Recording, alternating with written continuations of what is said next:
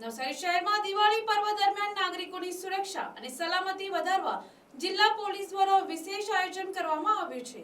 આ આયોજન અંગે જાગૃતિ ફેલાવવા પોલીસ દ્વારા તિગરા લેવા પાટીદાર સમાજવાડી ખાતે કાર્યક્રમ યોજાયો હતો। દિવાળી પર્વને હવે ગણતરીના દિવસો બાકી હોય ત્યારે નાગરિકોની સુરક્ષા અને સલામતી વધારવા જિલ્લા પોલીસ દ્વારા વિશેષ આયોજન કરવામાં આવ્યું છે।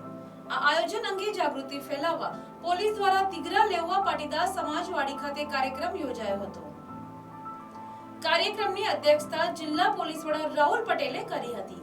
તેમણે નાગરિકોને તહેવાર દરમિયાન સુરક્ષા અને સલામતી અંગે માર્ગદર્શન આપ્યું હતું।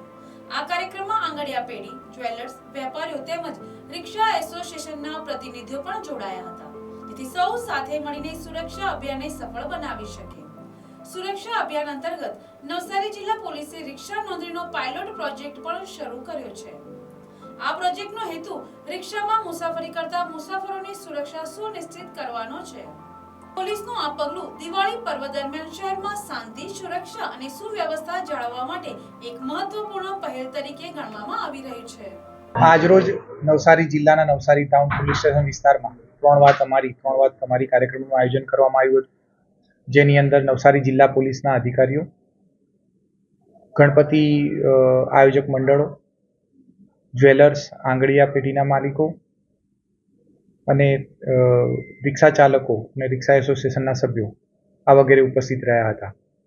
આની અંદર જે આપણો ગણપતિ ઉત્સવ ગયો એ દરમિયાન જે ગણપતિ મંડળો દ્વારા ખૂબ જ સારી રીતે ગણપતિ સ્થાપના, એનું આગમન અને વિસર્જનની કામગીરી કરવામાં આવી અને ગુજરાત સરકાર તરફથી અને વહીવટતંત્ર તરફથી કરેલા તમામ નોટિફિકેશનનું સંપૂર્ણ રીતે પાલન કરવામાં આવ્યું, એમના અભિવાદન કરવામાં આવેલ છે।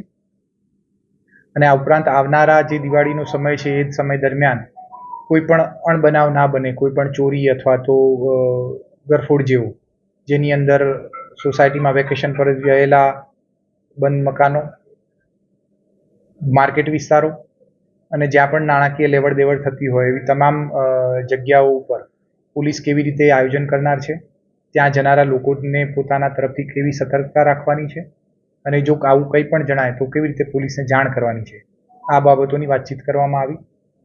તેમજ નવસારી ટાઉન અને વેજલપુર વિસ્તારની અંદર જે રિક્ષાઓ ચાલે છે, લગભગ 2500 જેટલી રિક્ષાઓ ચાલે છે, એના રિક્ષા એસોસિએશન તરફથી એના સહકારથી એ રિક્ષાઓને એક નંબરિંગ આપવામાં આવ્યું છે, જેથી એની અંદર મુસાફરી કરતા મુસાફરોને ની સલામતી અને આપણે સુરક્ષા વધારી શકીએ।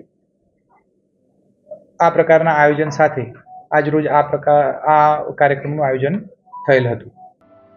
Bureau report, NTC news, Navsari.